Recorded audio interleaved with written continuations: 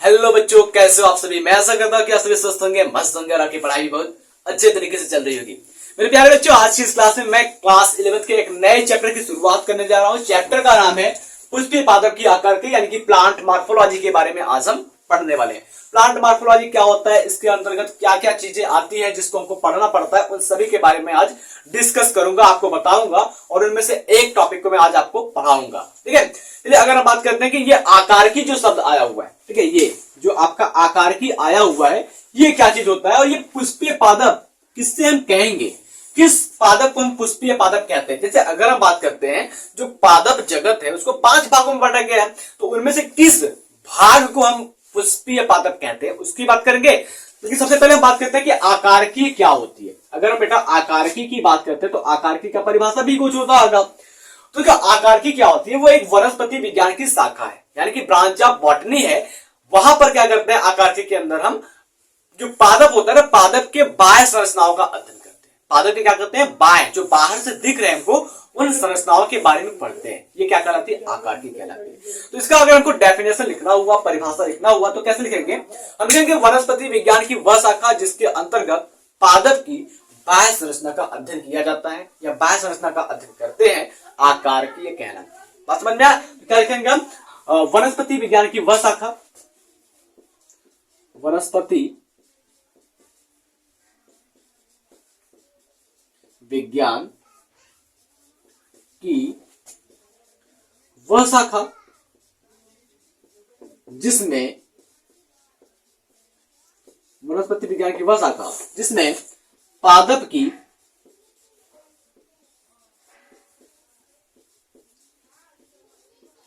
बाह्य संरचना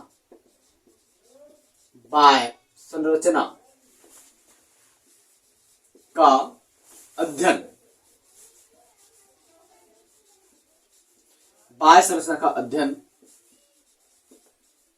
किया जाता है, उसे आकारकी कहते हैं। आकारकीय यानी कि मार्फोलॉजी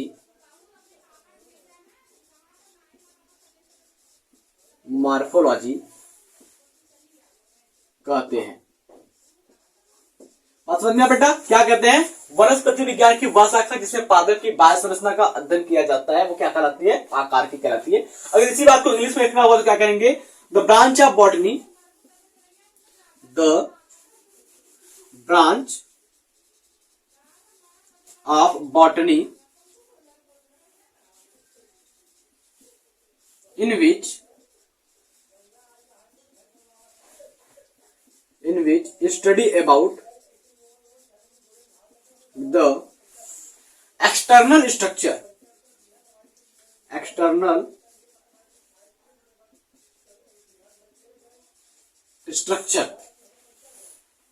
of plants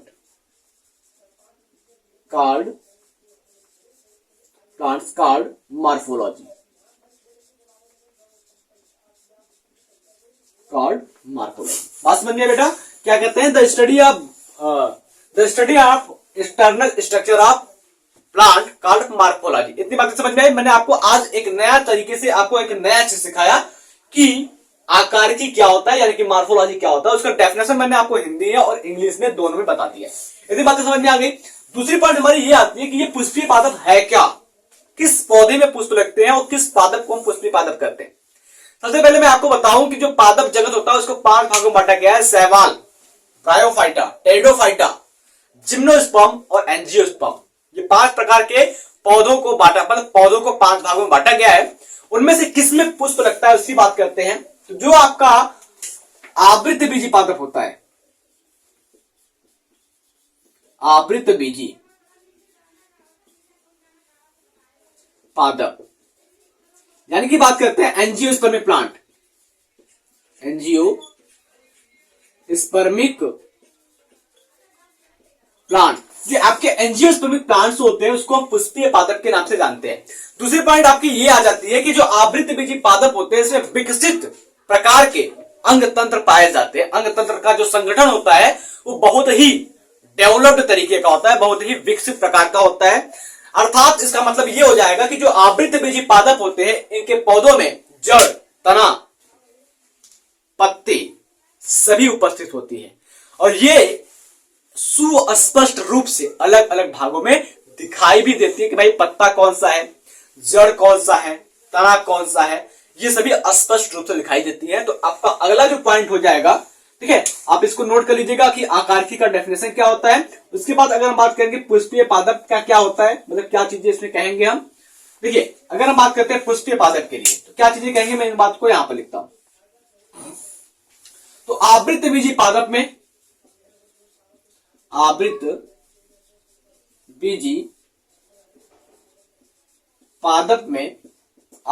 पादप में विकसित अंग तंत्र प्रकार का संगठन पाया जाता है। विकसित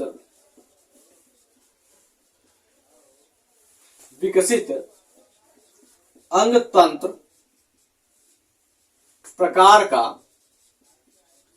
तंत्र प्रकार का संगठन पाया जाता, विकसित अंग तंत्र प्रकार का संगठन पाया जाता है। अर्थात अगर हम बात करते हैं क्या हो जाता है, इसमें जड़, तना, पत्ती, जड़, तना, पत्ती, ठीक है, जड़, तना, पत्ती अस्पष्ट होती है या विभक्त होती है।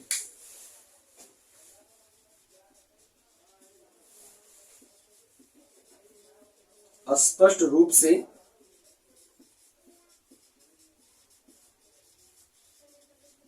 विभक्त होती है।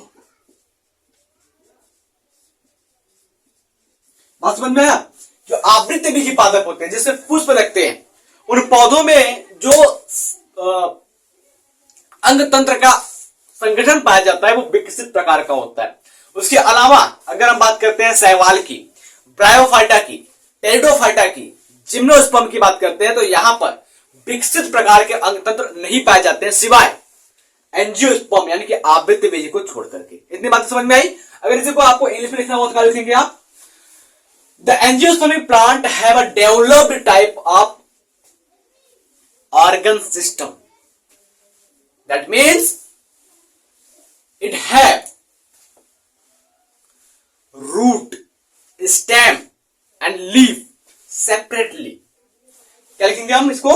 लिखेंगे angiospermic plant, angiospermic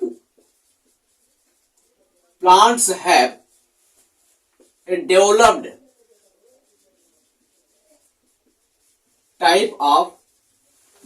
type of organ system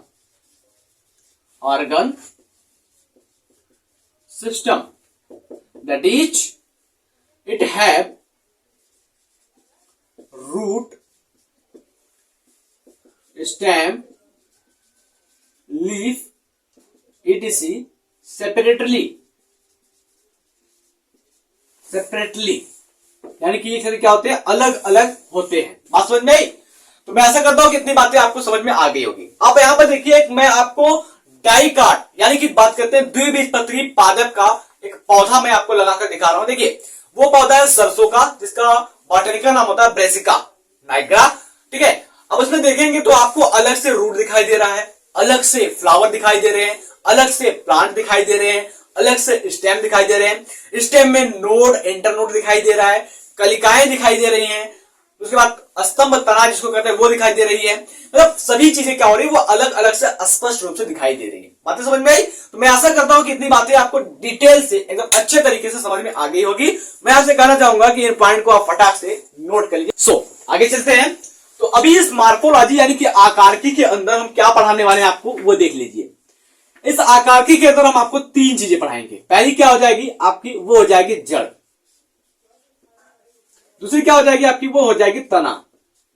और तीसरा हो जाएगा आपका पत्ता या पत्ती जिसको कहते हैं, ठीक है। जड़, तना, पत्ती, इन तीन चीजों को इस चैप्टर में आपको पढ़ना है। तो आज की इस क्लास में हम जो आपको पढ़ाने वाले हैं वो पढ़ाएंगे जड़। ठीक है, जड़ का जो क्लास होगा वो आपके दो पार्ट में मिल जाएगा। पहले में मैं आपको बताऊंगा कि जड़ क्या होता है। ठीक है, जड़ क्या होता है, ये बनता कैसे है, इसकी क्या क्या खासियत होती है जड़ की, उसके बारे में बताऊंगा। इसके बाद यानी कि अगले वाले क्लास में मैं आपको बताऊंगा कि जड़ तंत्र यानी कि जड़ जो होते हैं वो कितने प्रकार के होते हैं, जड़ का कार्य क्या होता है। दो पार्ट में बनाऊंगा, अच्छे से समझ में आएगा। बने रहिए हमारे साथ बायोलॉजी पढ़ने के लिए, हमेशा हमेशा के लिए। चलिए अगर हम बात करते हैं कि जो जड़ होता है वो होता क्या है, यानी कि रूट क्या होता है, व्हाट इज रूट। अगर आप जड़ की बात करते हैं, सिंपल सा आप कॉमन सेंस लगाइए। क्या आप किसी भी पौधे में आपने जड़ ऊपर की ओर देखा है? नहीं देखा होगा। आपने देखा भी होगा तो वो बरगद का पौधा है, एकमात्र ऐसा पौधा जिसका जड़ जो होता है उसके तने से निकलता है। ठीक है, एकमात्र ऐसा पौधा जिसका जड़ क्या होता है, तने से निकलता है, वो है क्या, बरगद का पौधा, जिसको हम वट वृक्ष यानी कि राष्ट्रीय वृक्ष के नाम से भी जानते हैं। ठीक है, तो अगर हम बात करते हैं इसके अलावा आप अपने बगल में आम का पेड़ देख लीजिए, नीम का पेड़ देख लीजिए, महुए का पेड़ देख लीजिए, अन्य किसी भी पौधे का देख लीजिए। आप खेती करते हैं ना भाई, आप उसमें सरसों का जड़ देख लीजिए, गेहूं का देख लीजिए, मक्के का देख लीजिए।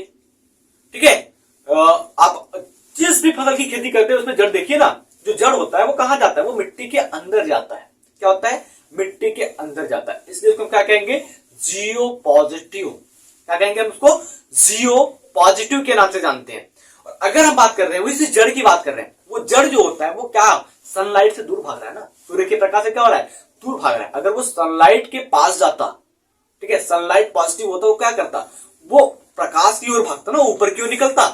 लेकिन नहीं, वो सनलाइट से दूर जा रहा है, वो मिट्टी के अंदर जा रहा है, वो क्या हो जाएगा, गुरुत्वाकर्षण बल की ओर वृद्धि कर रहा है। मिट्टी में क्या होता है भाई, हमारा जो धरती है, धरती में क्या है, ग्रेविटी पाई जा रही है, गुरुत्वाकर्षण पाया जा रहा है। वो गुरुत्वाकर्षण बल की ओर क्या होता है, वृद्धि करता है, न कि सूर्य के प्रकाश की ओर। सूर्य के प्रकाश के विपरीत गुरुत्वाकर्षण बल की ओर वृद्धि करता है। इतनी बातें समझ में आई। तो अगर हम बात करते हैं जड़ में और बातें, जो इसकी उत्पत्ति होती है जड़ की ना, वो भ्रूण के मूलांकुर से होती है। यानी कि जब बीज का अंकुरण हो रहा होता है, जर्मिनेशन हो रहा होता है, तो वहां पर दो चीजें निकलती है, एक आपका प्रांकुर निकलता है और एक मूलांकुर निकलती है। प्रांकुर से क्या होता है भाई, प्रांकुर से तना बनता है, तने में आगे चल करके पत्तियां निकलती है, पुष्प निकलते हैं, फल लगते हैं, बीज बनते हैं। ठीक है, जबकि अगर हम मूलांकुर की बात करते हैं तो मूलांकुर में केवल एक ही चीज होती है, जड़ का निर्माण होता है। मूलांकुर से क्या होता है, जड़ का निर्माण होता है। इतनी बातें समझ में आई। चलिए अब इसका हम बात करते हैं, लिख करके समझाएंगे आपको क्या क्या चीजें होती है। सबसे पहले अगर हम बात करते हैं पुष्पी पादप में जड़, पादप अक्ष का वह निचला भाग होता है जो सूर्य के प्रकाश के विपरीत अर्थात गुरुत्वाकर्षण बल की ओर वृद्धि करता है। क्या लिखेंगे हम जड़ में, ठीक है, पर मैं आपको डिटेल से समझाने की कोशिश कर रहा हूं। आपका हेडिंग डाल दूं, जड़।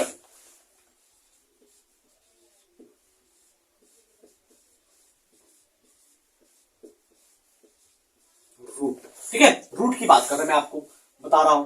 देखिए जड़ क्या है, पादप अक्ष में, ठीक है, पुष्पीय पादप अक्ष में, पुष्पीय पादप अक्ष में, पुष्पीय पादप अक्ष में जड़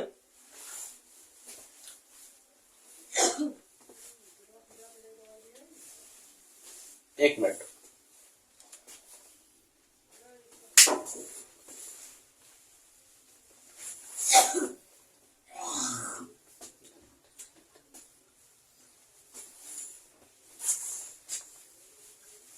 चलिए अब बात करते हैं जड़ का डेफिनेशन हम कैसे लिखेंगे, कैसे हम समझाएंगे सामने वाले को लिख करके कि जड़ क्या होता है।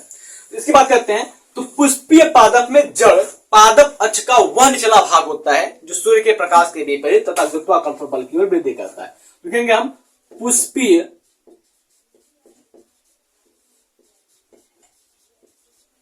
पादप में, पुष्पीय पादप में जड़ यानी कि रूट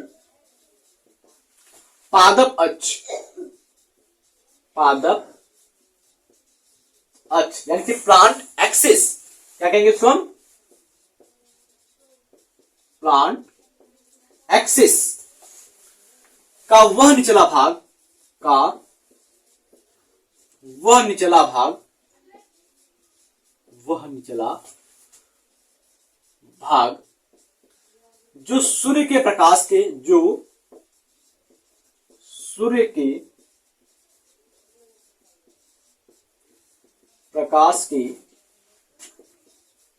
विपरीत, सूर्य के प्रकाश के विपरीत, ठीक है, opposite side of the sunlight, विपरीत तथा अर्थात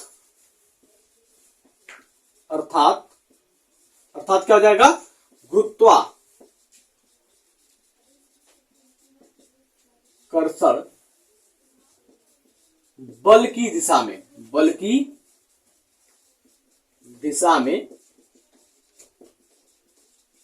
करते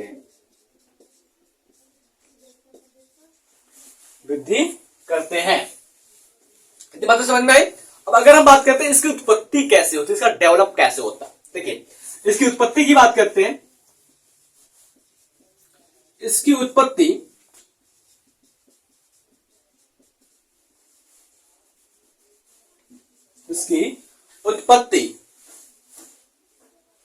भ्रूण के मूलांकुर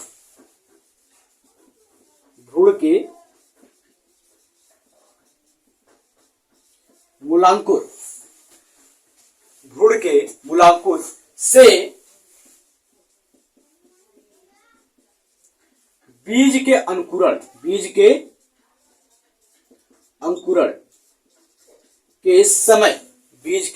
के समय होता है, बीज के अंकुरण के समय होता है तथा यह वृद्धि करके प्राथमिक मूल तंत्र बनाता है, तथा यह वृद्धि करके प्राथमिक मूल तंत्र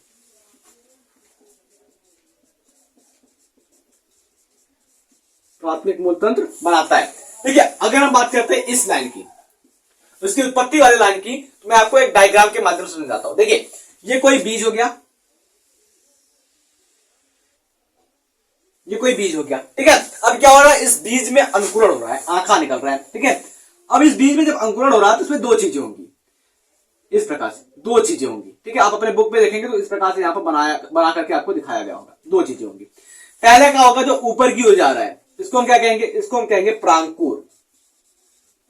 प्रांकुर कहेंगे, और जो नीचे की ओर आ रहा है इसको क्या कहेंगे हम, मूलांकुर। देखिए आपने क्या लिखा हुआ है कि इसकी उत्पत्ति भ्रूण के मूलांकुर से बीज के अंकुरण के समय होता है। अब देखो भाई स्पष्ट है ना, ये मूलांकुर है और ये क्या है, प्रांकुर है।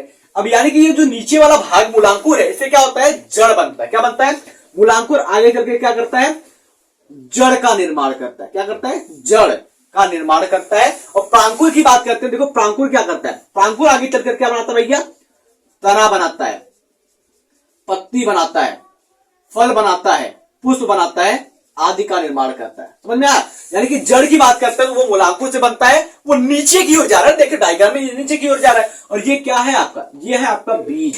क्या है, बीज, यानी कि सीड है। स्पष्ट हुआ कि नहीं हुआ।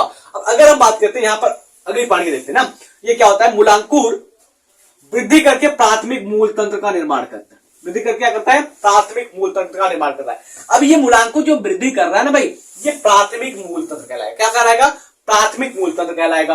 और इस प्राथमिक मूल तंत्र में क्या कर रहे हैं, ढेर सारी शाखाएं निकल जा रही है। इस प्रकार से ढेर सारी क्या हो रही है, शाखाएं निकल जा रही है। इन शाखाओं के निकलने के बाद इस शाखाओं को हम क्या कहेंगे, द्वितीयक मूल शाखा या मूल तंत्र का निर्माण में सम्मिलित होते हैं, और ये क्या कहलाएंगे, द्वितीयक मूल तंत्र कहलाती है। इस बात को हम कैसे लिखेंगे, देखिए प्राथमिक मूल से शाखाएं तथा उपशाखाएं निकलती हैं, जो सम्मिलित रूप से मूल तंत्र का निर्माण करती है। सामान्यतः जड़ें भूमिगत होती हैं, परंतु कुछ पादप में इसका अपवाद पाया जाता है। यानी कि बात करते हैं, अधिकतर आप पौधों को देखेंगे उनकी जड़ क्या होती है, भूमिगत होती है। लेकिन कुछ पौधे ऐसे भी होते हैं, जैसे बरगद की बात करते हैं, तो उसकी जो जड़ होती है वो भूमि में यानी कि मिट्टी के अंदर नहीं जाती है ना, वो भाई तने से निकलती है।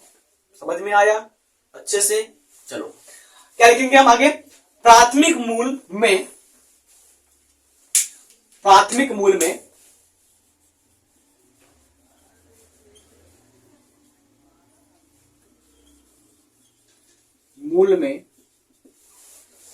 शाखा तथा उपशाखा निकलकर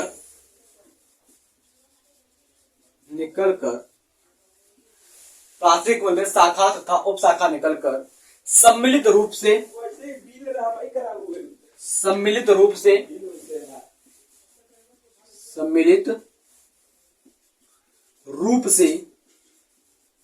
मूल तंत्र का निर्माण करती है। मूल तंत्र का निर्माण करती है।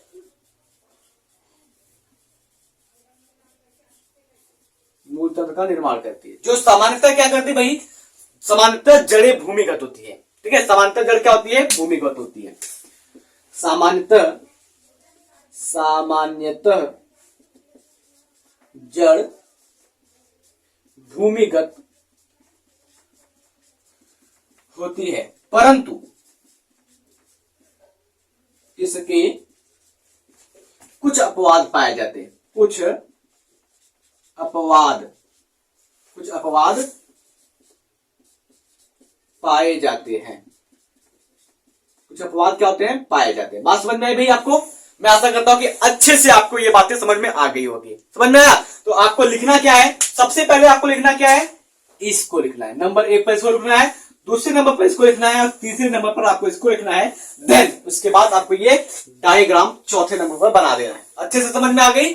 ठीक है, अगर आपको समझ में आया तो आप लिख दीजिए मक्खन। ठीक है, चलिए अब हम बात करते हैं कि जड़ की विशेषता क्या होती है। भाई जड़ के पास खास बात क्या होती है, जैसे अगर हम बात करते हैं कोई भी इंसान हो गया, उसके पास कुछ ना कुछ तो खासियत होगी। मान लो उसके पास बुराई है ना, उसमें कमियां है, तो उसकी कमियां उसकी खासियत है, वो अपनी कमियों की वजह से ही पहचाना जाता है।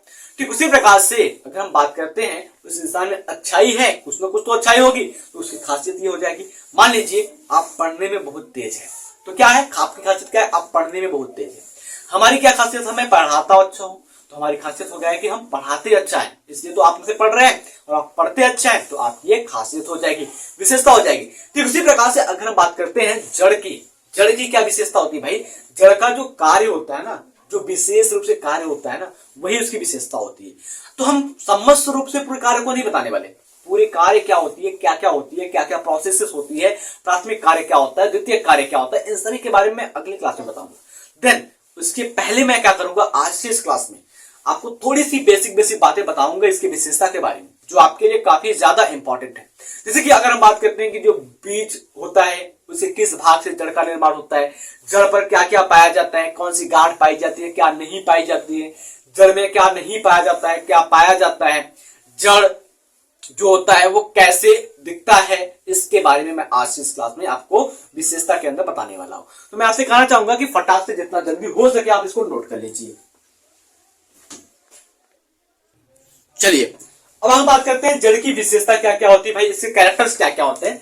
सबसे नंबर ए पर अगर हम बात करते हैं, जो जड़ होती है वो बीज के भ्रूण में स्थित मूलांकुर से विकसित होती है। यानी कि पहली विशेषता ये हो गई कि ये विकसित कहां से होती है, ये निकलती कहां से है।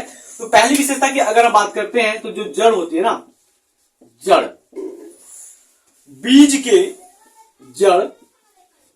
के भ्रूण में उपस्थित मूलांकुर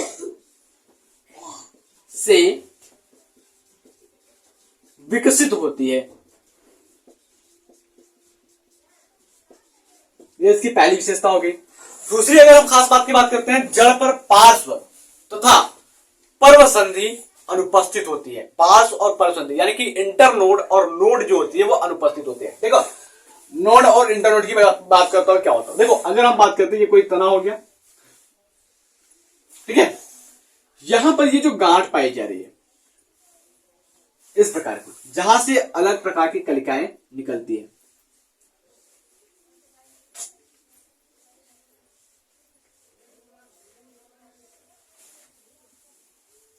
मैं आपको समझाने के लिए बना रहा हूं इसको, आप देख लीजिएगा।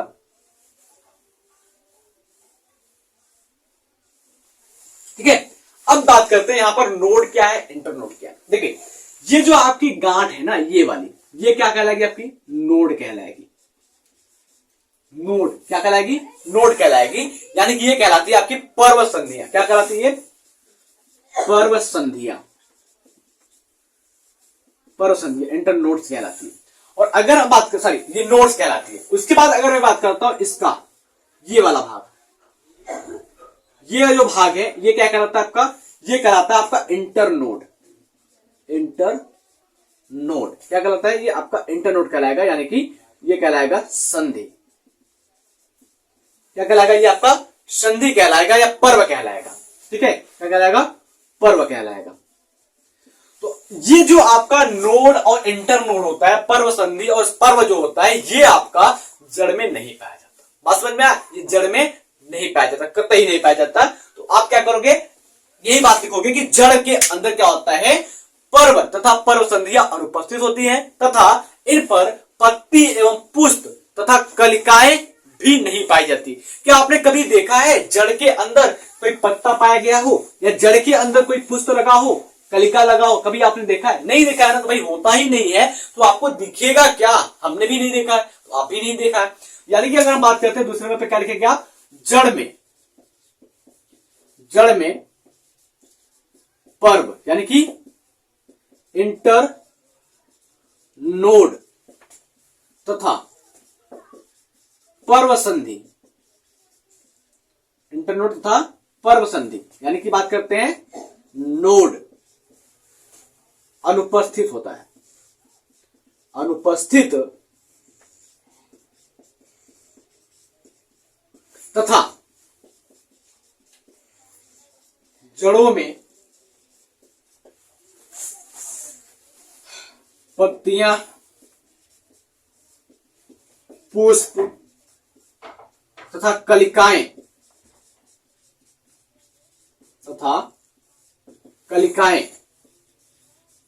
भी अनुपस्थित, कलिकाएं भी अनुपस्थित होती हैं। कलिकाएं भी क्या होती हैं? अनुपस्थित होते हैं, कलिकाएं भी नहीं पाई जाती हैं। बात समझ में आपको अच्छे से? चलिए आगे अगर बात करते हैं, तो जड़ में पर्णहरिम नहीं पाया जाता भाई, क्लोरोफिल नहीं पाया जाता है। यानी कि तब क्या पाया जाता है? यहां पर पाया जाता है जैंथोफिल। क्या पाया जाता है? जैंथोफिल पाया जाता है। ठीक है, तीसरे नंबर पर बात करते हैं, क्या आपने कभी देखा है कोई जड़ हो और वो हरे रंग का हो? हरे रंग का तो नहीं होता है, वो कैसा होता है? मटमैले रंग का होता है, सफेद रंग का होता है। ठीक है, तो अगर हम बात करते हैं तो जड़ में क्या होता है? जड़ में पर्णहरिम, जड़ में पर्णहरिम, जिसको क्या कहते हैं? क्लोरोफिल। क्या कहते हैं? क्लोरोफिल नहीं पाया जाता, नहीं पाया जाता है। और जड़ भूरे तथा सफेद, सफेद या मटमैले,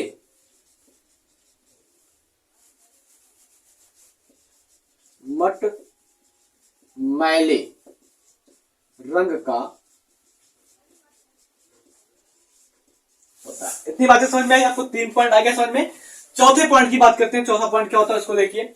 चौथे पॉइंट की अगर बात करते हैं, जड़ के शीर्ष पर टोपी नुमा मोल गोप पाया जाता है, जिसका कार्य जड़ के कोमल वृद्धि की रक्षा करना होता है। यानी कि देखो यहां पर, जैसे ये कोई पादप का जड़ हो गया, यहां पर ये इसके द्वितीयक भाग निकल रहे हैं। ठीक है, मूल रोम निकल रहा है, जड़ रोम निकल रहा है। अब इस पादप का जो शीर्ष भाग होता है, शीर्ष यानी कि जो सबसे आगे वाला भाग होता है, ये वाला, यहां पर पाया जाता है क्या? मूल गोप पाया जाता है। क्या पाया जाता है? मूल गोप। ये जो हमने ब्लू कलर से बनाया ना, ये आपका क्या कहलाएगा? मूल गोप कहलाता है। ये क्या होता है? एक टोपी के जैसा संरचना होता है। क्या होता है? टोपी के जैसा संरचना होता है। इसको हम रूट कैप यानी कि मूल गोप कहते हैं। क्या कहते हैं इसको हम? Root cap. ठीक है, अब इसका काम क्या होता है? अब देखो, ये जो जड़ होता है ना, वो आगे की ओर वृद्धि करेगा। जब आगे की ओर ये वृद्धि करेगा, ये कहीं टूट ना जाए, उस टूटने से बचाता है ये मूल गोप यानी कि रूट कैप बचाता है आपको। तो लिखेंगे क्या हम? जड़ के शीर्ष पर, जड़ के शीर्ष पर टोपीनुमा मूल गोप, टोपीनुमा मूल गोप पाया जाता है, जिसको हम क्या कहते हैं, रूट कैप कहते हैं ना, रूट कैप पाया जाता है, जो या फिर कह सकते हैं जिसका कार्य जड़ों की कोमल वृद्धि की रक्षा करना होता है, पाया जाता है जिसका कार्य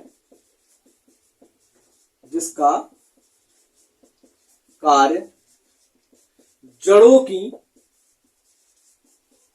कोमल वृद्धि का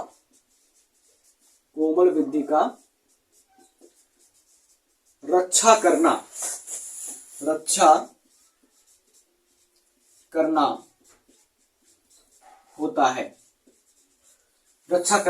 होता है, बात समझ में आई आपको।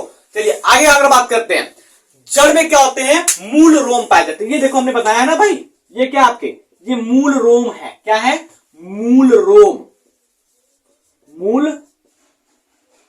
है। अब इस मूल रोम का काम क्या होता है भाई, ये मूल रोम जो होते हैं ना, वो एक कोशिकीय होते हैं, ठीक है, एक कोशिका के सिंगल सेल के बने होते हैं।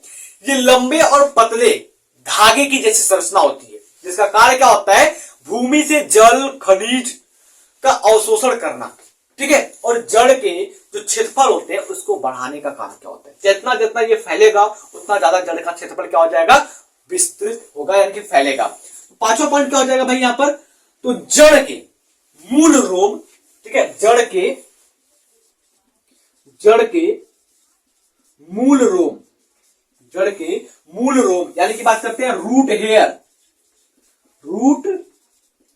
हेयर्स की बात करते हैं। एक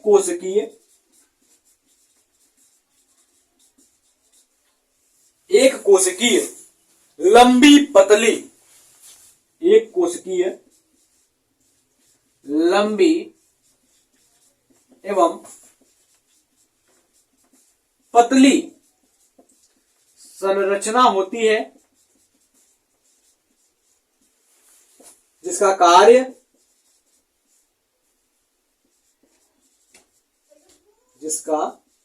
कार्य मृदा से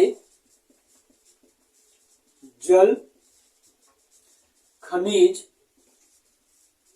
का अवशोषण करना होता है, अवशोषण करना होता है। और ये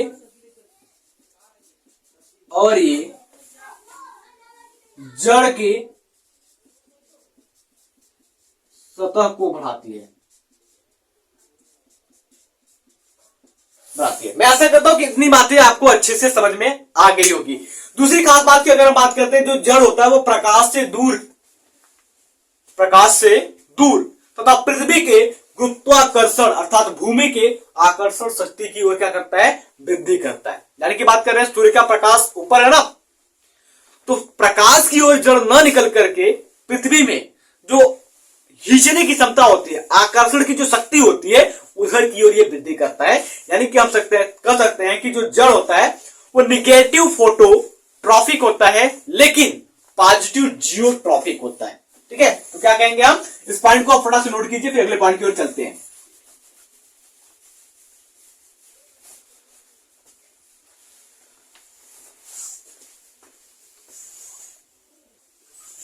चलिए आखिरी पॉइंट की बात करते हैं। आखिरी पॉइंट क्या होता है, अगर हम बात करते हैं रूट की,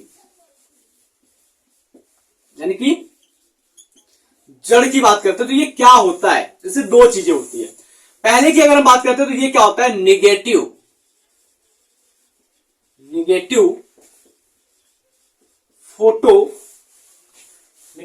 फोटोट्रॉफिक होती है, निगेटिव फोटोट्रॉफिक होती है। जबकि अगर हम बात करते हैं तो ये क्या होता है,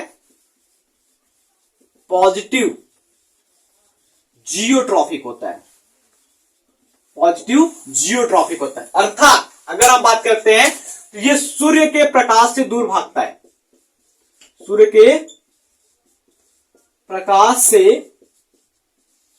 दूर, सूर्य के प्रकाश से क्या होता है, दूर जाता है। और ये क्या होता है, गुरुत्वाकर्षण की ओर, क्या करते हैं, इसको हम कहते हैं गुरुत्वाकर्षण की ओर, गुरुत्वाकर्षण की ओर चलता है। तो मैं आशा करता हूं कि इतनी बातें आपको अच्छे से समझ में आ गई होगी। तो अगले क्लास में हम क्या पढ़ने वाले हैं, अगले क्लास में पढ़ने वाले हैं जड़ तंत्र यानी कि रूट सिस्टम के बारे में पढ़ेंगे। अर्थात जो जड़ होता है वो कितने प्रकार का होता है। आपको मैं बता दूं कि जो जड़ होता है वो आपका मुख्य रूप से दो प्रकार का होता है, लेकिन एक तीसरा जो होता है वो आपको क्या होता है वो भी मैं बताऊंगा। जो आपकी जड़ होती है वो मूसला जड़ तंत्र होती है, जकड़ा जड़ तंत्र होती है, और तीसरा जो होता है आपका अपस्थानिक जड़ तंत्र होता है। यानी कि अगर मैं बात करता हूं जो मूसला जड़ तंत्र होते हैं वो कहां पाए जाते हैं, तो जितने भी द्विबीजपत्री पादप हो गए यानी कि डाइकॉट प्लांट हो गए, जैसे कि अगर हम बात करते हैं आम का पेड़ हो गया, नीम का पेड़ हो गया, नींबू का पेड़ हो गया, ठीक है, आम का पेड़ हो गया और नीम का पेड़ हो गया, महुआ का पेड़ हो गया, आपके बात करते हैं ये जो अरहर का पेड़ हो गया, ये सभी क्या होते हैं, द्विबीजपत्री पादप होते हैं। और इन द्विबीजपत्री पादप के अंदर जो जड़ तंत्र पाया जाता है वो मूसला जड़ तंत्र पाया जाता है, यानी कि टैप रूट सिस्टम पाया जाता है, ठीक है। और अगर हम बात करते हैं दूसरी ओर झकड़ा जड़ तंत्र क्या होता है भाई, तो झकड़ा जड़ तंत्र का मतलब क्या होता है कि ये जो झकड़ा जड़ तंत्र होते हैं इसमें द्वितीयक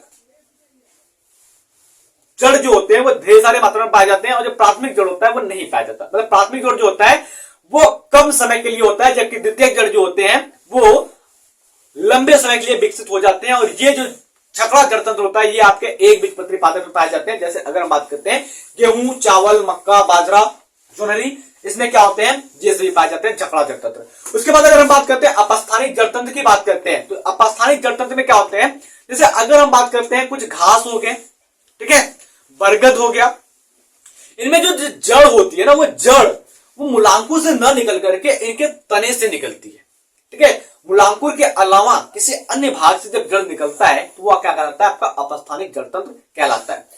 जड़ के कार्य हैं, जड़ के कार्य की बात बताता हूं मैं आपको। जड़ के कार्य क्या होते हैं भाई, वो मृदा से क्या करते हैं, खनिज लवण को अवशोषित करते हैं, जल को अवशोषित करते हैं, और वो क्या करते हैं, पौधे के विभिन्न भागों तक पहुंचाते हैं। तो इन सभी बातों को मैं डिटेल से एक एक पॉइंट अच्छे से आपको समझाने वाला हूं अगले क्लास में।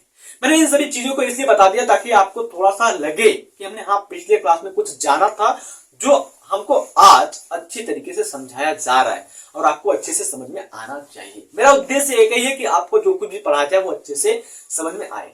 कोई भी दिक्कत हो, कोई भी परेशानी हो तो आप हमसे कांटेक्ट कीजिए कमेंट बॉक्स में, ठीक है, या फिर आप हमसे मिल सकते हैं, वहां पर कांटेक्ट नंबर दिया गया है, कांटेक्ट नंबर से आप कॉल कर सकते हैं। मिलते हैं आपसे अगली क्लास में, तब तक के लिए जय हिंद, जय भारत।